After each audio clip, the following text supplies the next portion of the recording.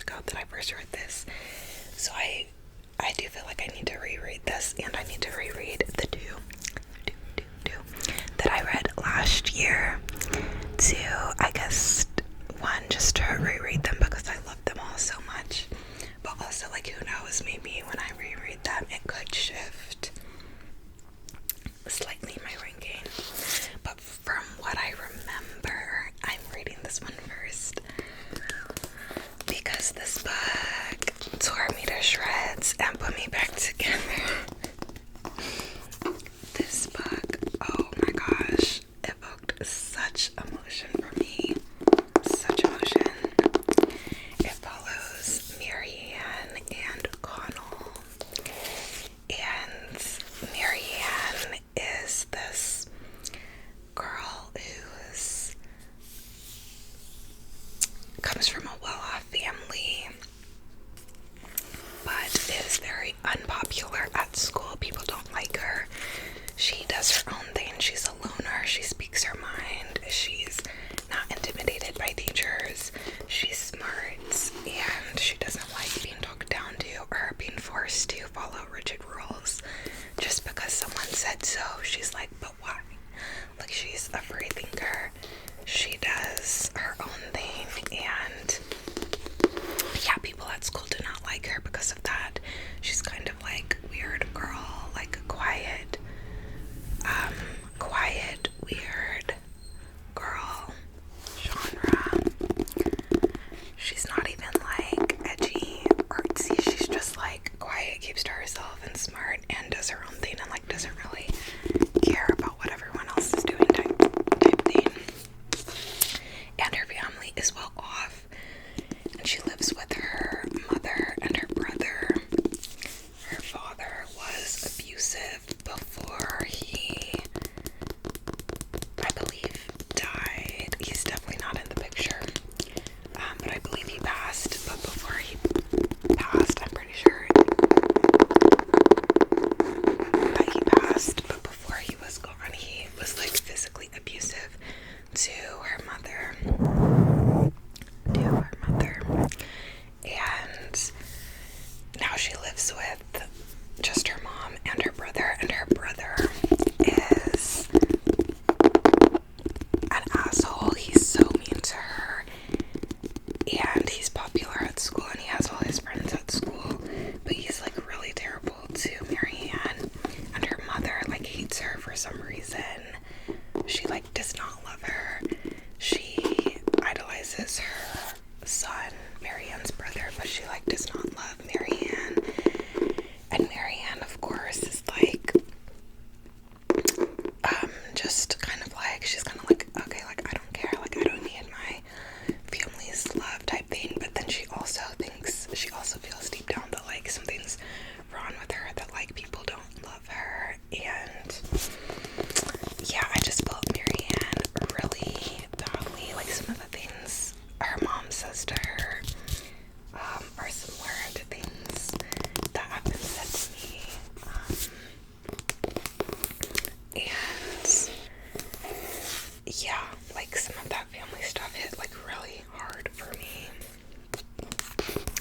And then Connell is popular at school, but he's low income, and his mother actually works like as a like housekeeper for Marianne's mom.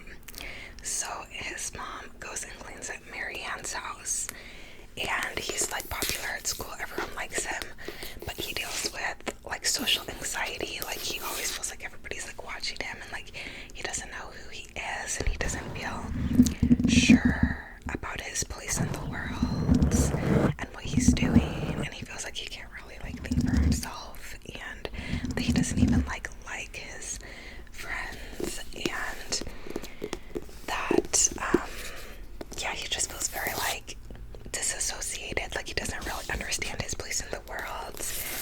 And then also he feels kind of like not good enough because of his socioeconomic status.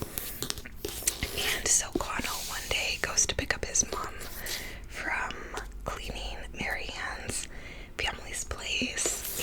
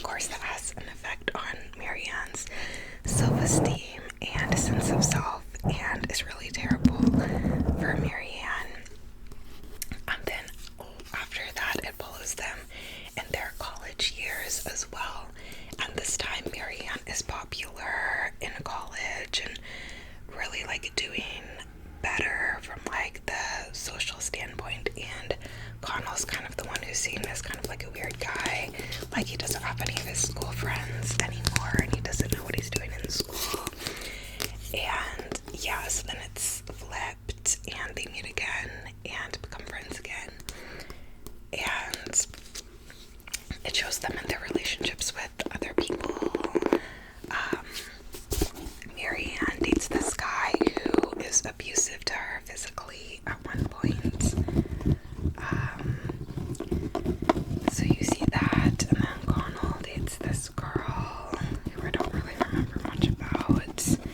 And Connell also goes through a really messed up experience with like a teacher that like comes on to him.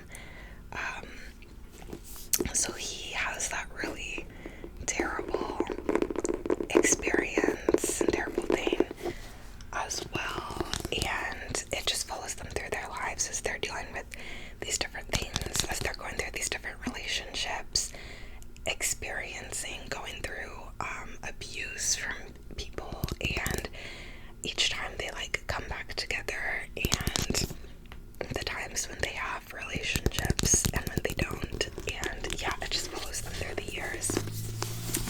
The ending of this book is like kind of open-ended, pretty open-ended actually, and it's like, it's a mixture of like happy but sad, but like just very open-ended.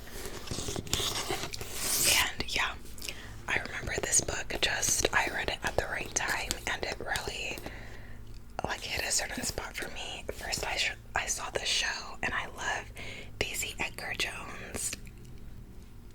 Love her. I love her so much. When everyone was talking about Glenn Powell and Twisters, I was like, okay, he's okay.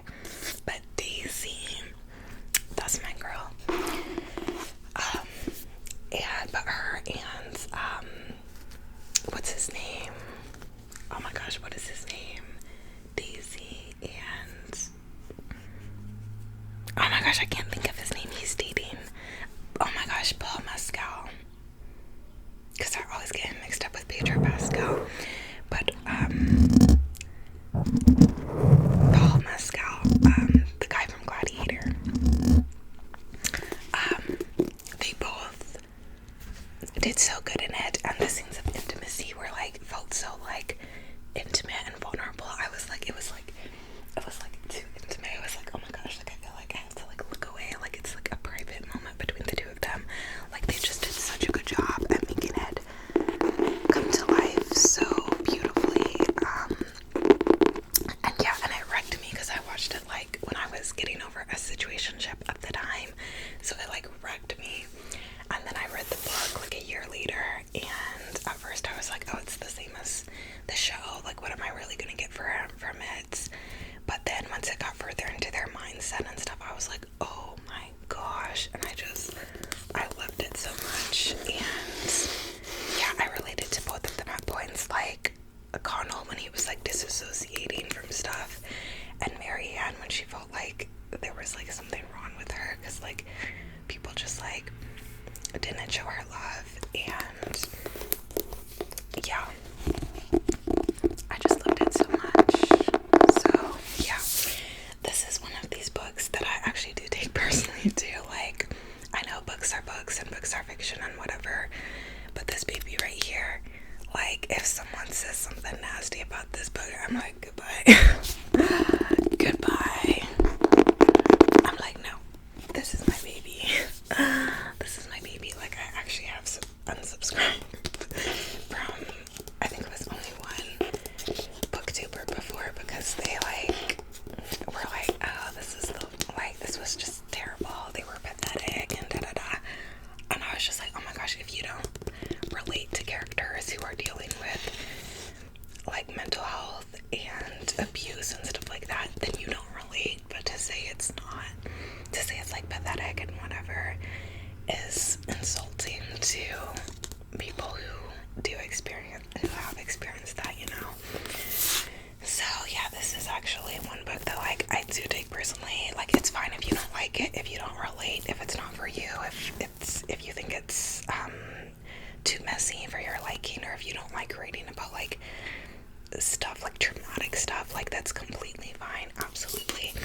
Or even if it is boring to you and you're like the pacing, the writing style, like I just couldn't get into it, obviously that's completely fine. Like it's fine if you hate this book, but to hate on the experiences of the people in this book, of these characters, of like the experiences of people going through like abuse and mental health stuff, like that's what I'm like, that's what I'm like, I can't do that. Like, so yeah, loved this, and yeah, I need to reread it, but like trauma, like, so that has to come in number 1 place for me.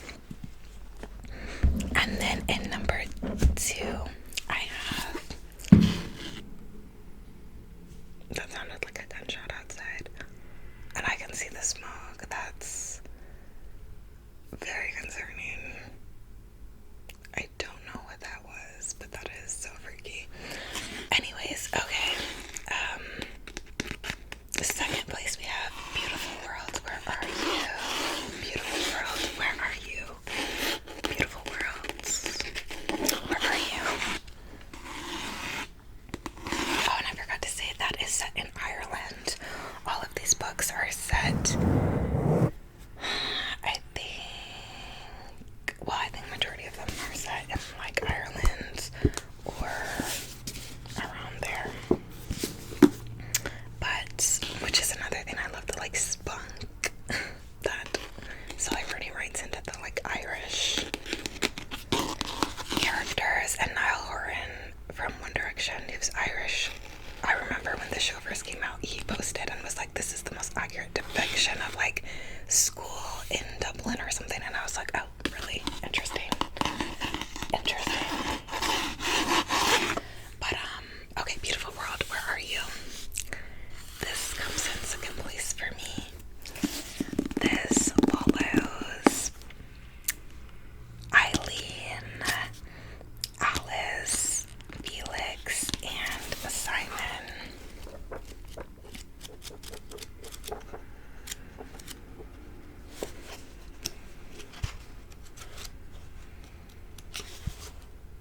Mostly Alice and Eileen, but Simon and Felix a little bit too. And Alice and Eileen are best friends, they're BFFs. Alice is this very popular what was I gonna say? Romance. I don't remember what genre it is, if it was even stated. But Alice is this popular author, and Eileen is this kind of normal girl who's working this job that she doesn't like, she's not interested in. It's kind of like a dead-end job. She just feels kind of like she's sifting through life working there. And Alice is having all this like renown and all this public popularity and seen as really cool and whatnot, but she really struggles with mental health stuff, and actually was put in a psych ward at one point, or she went away at one point because of her mental health. I think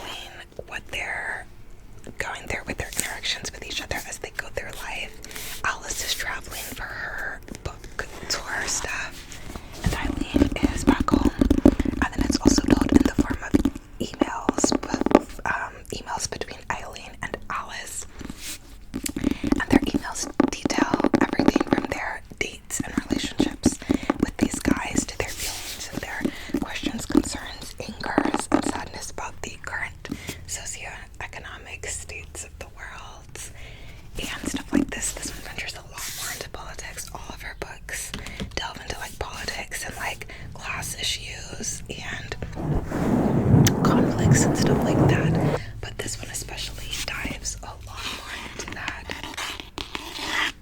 And it's them going back and forth in these beautiful emails, just expressing all these like random questions and thoughts they have about the world and their place in it and whatnot. And it was just really, really stunning.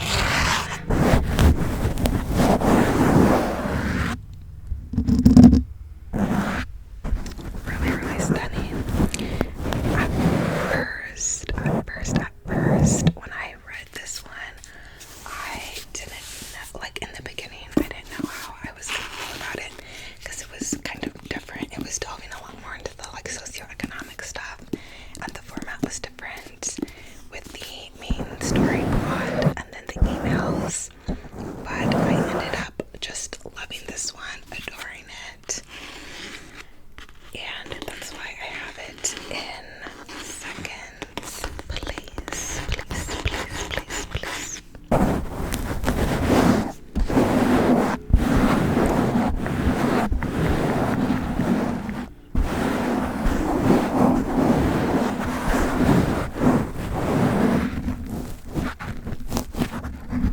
I think people are talking like outside or something, so apologies if you can hear all of that.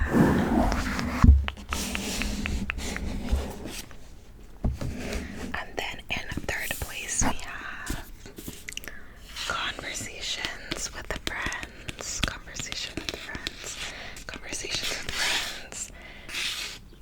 This one also has an adaptation out, but I don't know where you can watch it. It was on Prime at one point, but then I think it was moved to like just BBC or something. Or no, I think it was on Hulu at one point. No, normally it was on Hulu. I think it was Prime that it was on. I don't know, but I looked it up again recently and I couldn't find it. So I don't know where you can watch it now. It might be only available in European countries, I don't know. But yeah, the adaptation for this one was also really good. Like actually got me teary-eyed. So this follows Frances and her relationships and dynamics with these three people in this very messy situation. So Frances is like in uni and she's best friends with Bobby, this girl who she also used to date. And they broke up because Bobby is more of a free spirit and didn't want to be in a relationship, and also thought Frances was like, I don't know, like not as into her or something. And Frances is not good at expressing things, like a lot of Sally Rooney's main characters. She's not great at expressing things. Frances is a free spirit. Not Frances, Bobby is a free spirit and doesn't want to belong to anyone, and doesn't want to be like, yeah, like this is my girlfriend, like da-da-da, whatever, you know. So that's their history, and they're still besties. And then they meet this couple. They meet this woman that Bobby has a crush on and thinks is amazing. Her name's Melissa. She's like a great writer or something. Frances is also a writer. She's just, you know, still in uni and hasn't like published anything.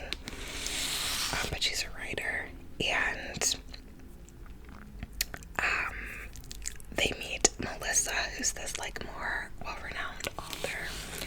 And Bobby's like obsessed with Melissa. And then as they're meeting Melissa, her husband comes home. Nick, I believe his name was. And Nick, Frances feels a pull towards right away. So then Frances is into Nick, Bobby's into Melissa. Melissa and Nick are married, and they find out that Melissa actually cheated on Nick before when he was going through a mental health crisis, and Melissa did not feel that he was still like into her and their relationship and whatnot. So it's a whole messy thing. This one was very, very, very messy, as you see all these relationships. So Nick and Francis get into a relationship, but of course Nick is also still married to Melissa, and yeah, it just goes from there. Eventually Melissa and Bobby find out, and Bobby's upset with Francis for being into Nick, and Melissa's upset, of course, but she's like, okay, we can make this work, we can make this new dynamic work. So then, like, Nick is going to stay in his marriage with Melissa, but also be seeing Francis, and yeah, it's a whole thing. It gets very messy, but it was very interesting. This one I feel like was a bit more like entertaining, you could say, than the others. Like, I feel like it didn't go into as many like really like deep, sad and socioeconomic things as the other ones, although it did still like go into those things, but not as much. And I also feel like the storylines in this one I just didn't relate to as much, because like, of course I've never like been in a relationship with like, you know, like 4 people like that, you know, so I just didn't relate to like that aspect of the storyline. But I still really liked it. I still really appreciated it. There's also still family stuff in this one, because Francis's father is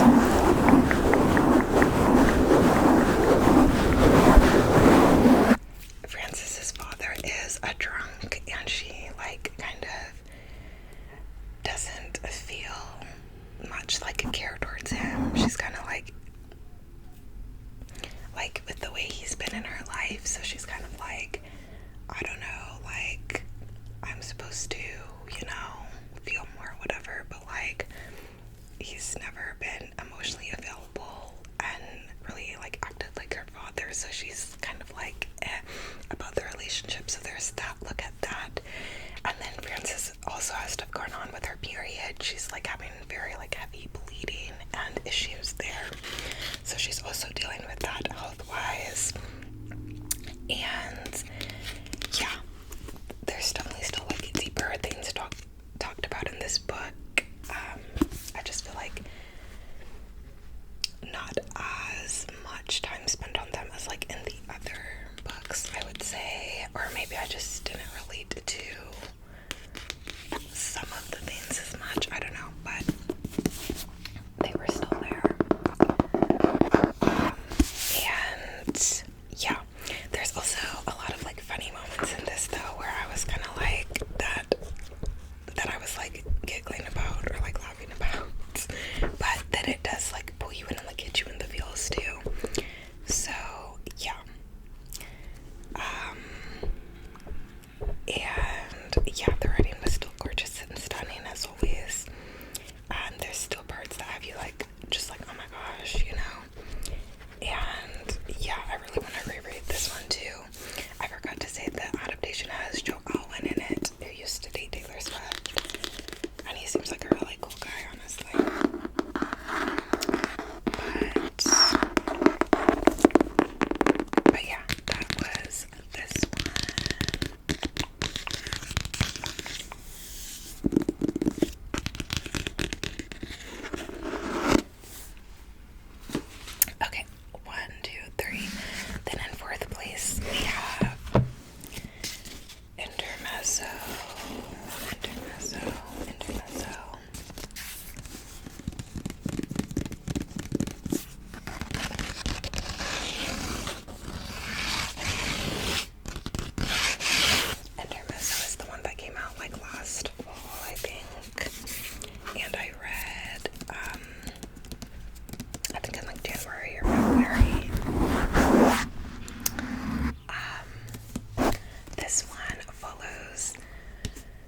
brothers and the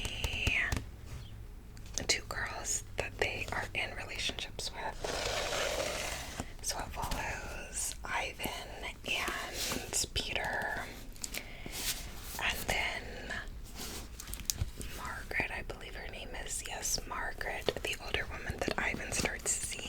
And it also looks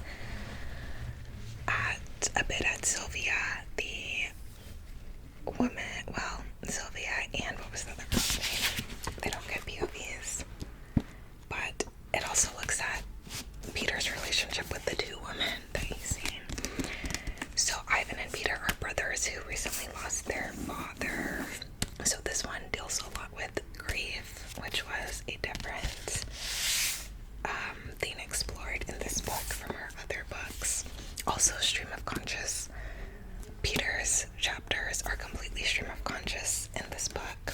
So that was also something stylistically that's different about this book. But it follows these two brothers and Margaret. The two brothers get POVs throughout the books, alternating back and forth, and Margaret also gets a POV.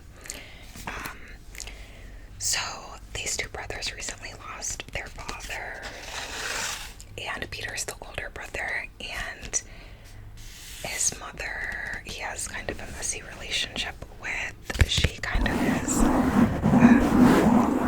definitely like manipulative towards him, and he feels that he's had to step into the role as like the father figure and whatnot, and that his father was kind of like more artsy and stuff, and Ivan is more artsy and stuff, definitely like neurodivergence, and he feels that he's had to like step up and kind of take the role as like a father and a protector in the entire family, and that they resent him for that, but that is not really something he wanted to do either, but it's something he felt like he had to do.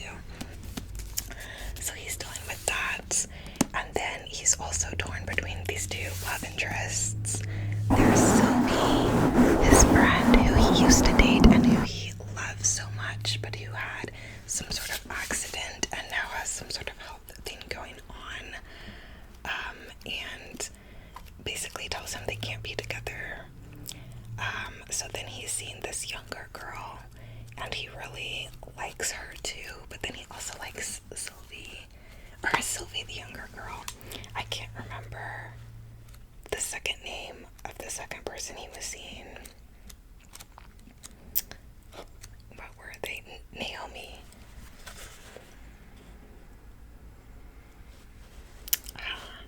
Which was which? Was Naomi the younger one?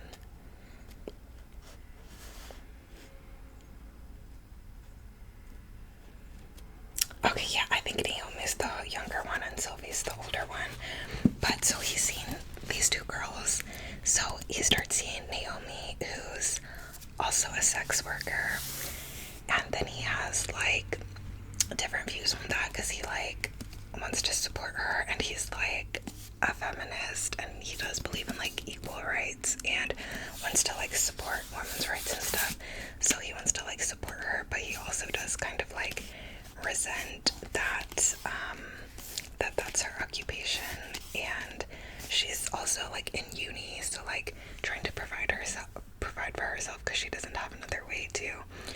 And so like sometimes he'll help her out, but then he'll be like resentful because he feels like he doesn't know if she really likes him or if she's using him. Some of the ways that he viewed women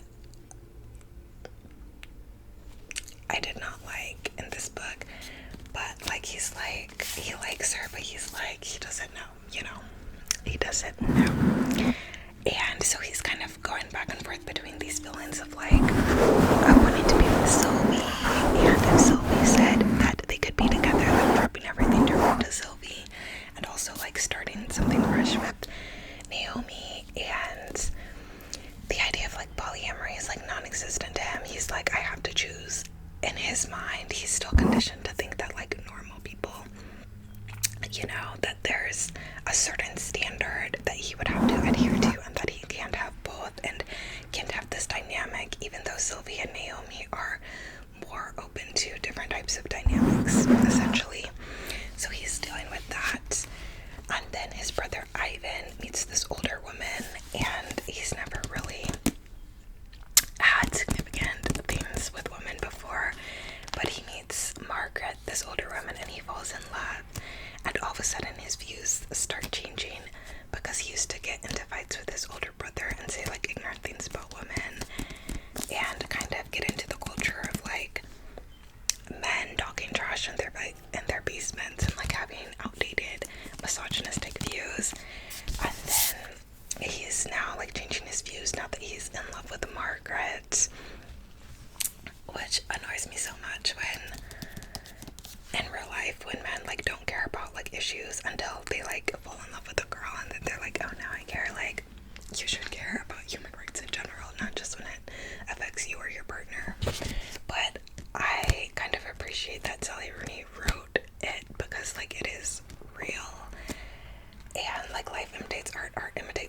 So like I did appreciate that it felt like a real depiction, honestly, even though it made me want to shake him. And yeah, so Ivan's fallen in love for the first time. Peter says something judgmental to Ivan and is like trying to look out for him, and says something along the lines of like, what's an older woman doing with someone like you? Like, she's probably using you, like whatever. Ivan freaks out, cuts off Peter, and it's like, wow, you're so hypocritical, because Peter is seeing this younger girl, Naomi, which he was being hypocritical. So then it kind of shows them as they go through life. Peter is also like going through some stuff, like some mental health stuff, like, and then his brother's not speaking to him, and he lost his father, and he's got all this pressure on him, so he's definitely having like a mental health crisis at certain points. And yeah, it shows their relationships with each other and their relationship with these two women in their life, and them processing grief. And yeah, I really appreciated this one too. It wasn't a favorite. It was significantly longer than the other two, and I felt like it could have been cut down a bit. And also, like, Peter's chapters being entirely stream of conscious was kind of difficult for me to follow at times. But overall, I still really appreciated this one too. I thought it really packed a punch as well. I liked the family dynamic looks at the relationship between Peter and Ivan, and kind of the like misunderstanding, like the failure to meet each other where they're at, and how they both like how Ivan resented Peter, but like Peter was trying to help Ivan, but how Peter was like being like patronizing towards Ivan, which then it plays into why Ivan like dislikes Peter. And yeah, it just shows, like, I just really appreciated how it showed like a dysfunctional family relationship. The relationships with the women in this one are probably my least favorite of all the books, because yeah, I didn't like seeing the way that Ivan and Peter sometimes like thought about the woman. Sometimes like I was like, that's not it. But like I said, I do think it was realistic, and that a lot of men say and think those things. And yeah, I don't know. So I did really appreciate this one too. I just didn't like it as much as the other ones, but I did still get emotional at points in this one too, with like some of the family stuff. So yeah, I still think it was good. Just wasn't a favorite from our works for me,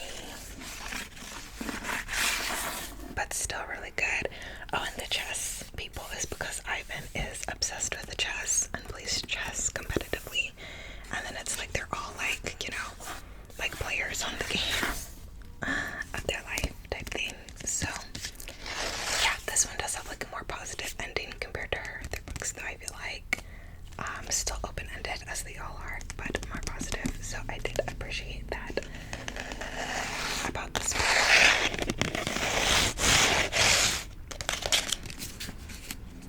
And then in last place, only because it's a short story, we have Mr. Celery. This is a really short story. It's only 33 pages, so like what can you accomplish in 33 pages, you know, which is the only reason I put it in last place, because I did really enjoy this one too. But it tells the story.